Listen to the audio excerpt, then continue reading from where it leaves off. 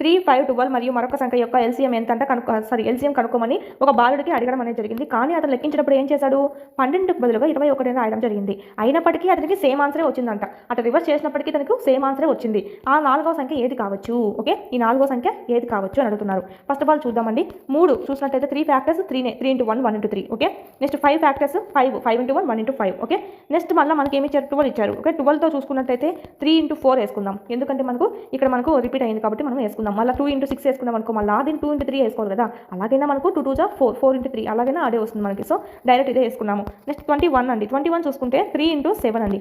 Okay, next మనకి 4వ సంఖ్య ఏదైతే ఉంటుందో దీంట్లో వచ్చిండేది ఏమై ఉండాలి అంటే దీన్ని ఎలాంటి ప్రభావం చూపించకూడదు ఇది దీనిపైన. 3 3 3. సో 3 వేసుకున్నాం. 5. ఓకే, ఎల్సీఎం చూసుకుంటున్నాం ముందుగా మనము 4 7. ఇప్పుడు మనకు 12 బదులు 21 అనేది రాసుకోవడం, మనకు 12కు బదులుగా 21 రాసి లెక్కించాడు. అయినప్పటికీ మనకు